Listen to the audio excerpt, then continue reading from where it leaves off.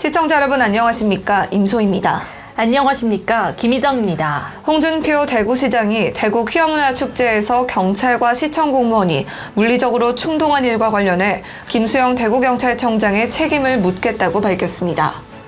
홍 시장은 18일 페이스북을 통해 대구시는 도로점거 불가를 통보했지만 대구경찰청장은 이를 무시하고 축제만을 위해 우리 공무원을 다치게까지 하면서 강압적으로 밀어붙였다고 지적했습니다. 홍 시장은 대구경찰청장이 집회 시위 제한 구역인 줄 몰랐다면 옷을 벗어야 하고 알고도 그랬다면 특수공무집행방해 치상죄에 해당할 수도 있다며 법적 대응을 예고했습니다.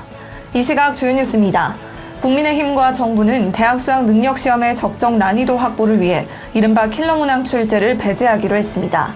아울러 출제 기법을 고도화하고 학생들의 학력 진단 기회를 늘리는 동시에 대형 입시 학원들의 과장 광고에도 엄중 대응해 나가기로 했습니다.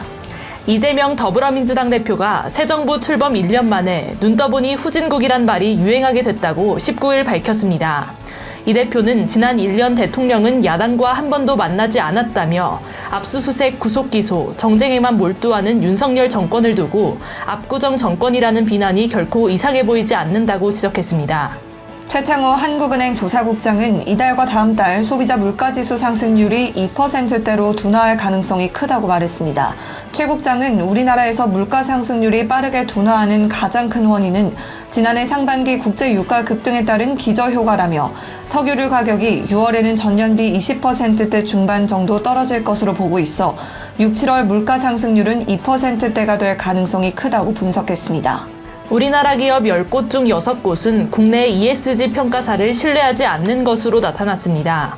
국내 ESG 평가사의 가장 큰 문제점으로는 평가 체계와 기준, 가중치의 미공개가 꼽혔고 평가 결과에 대해 충분한 설명이 부족하다는 응답도 46%를 차지했습니다. 북한은 노동당 전원회의에서 지난달 31일 군사 정찰위성 발사 실패를 가장 엄중한 결함이라며 공식 인정하고 간부들을 질책했습니다. 북한은 조만간 재발사에 성공하겠다고 다짐하고 식량난 해결을 통해 민심을 달래기보다 계속해서 핵개발에 총력을 쏟겠다는 뜻을 내비친 것으로 평가됩니다. 넷플릭스 시리즈 오징어 게임 시즌2에 임시완, 강하늘 등 배우들이 신규 합류합니다. 넷플릭스는 17일 오후 브라질 싱파울루에서 열린 글로벌 팬 이벤트 자리에서 이 같은 캐스팅 소식을 전격 공개했습니다. 서울 잠실 올림픽 주경기장에서 개최된 팝스타 브루노 마스의 9년 만의 내한 콘서트가 가수와는 관련 없는 초대권 논란으로 얼룩졌습니다. 심지어 일반 관객에겐 시야 제한석이 아님에도 무대가 전혀 보이지 않는 좌석을 정가에 판매한 사실도 뒤늦게 알려져 더 큰 논란을 낳고 있습니다. 세계 최대 가상자산 거래소 바이낸스가 법원 명령에 따라 소송 결과가 나올 때까지 미국 내 영업이 가능해졌습니다.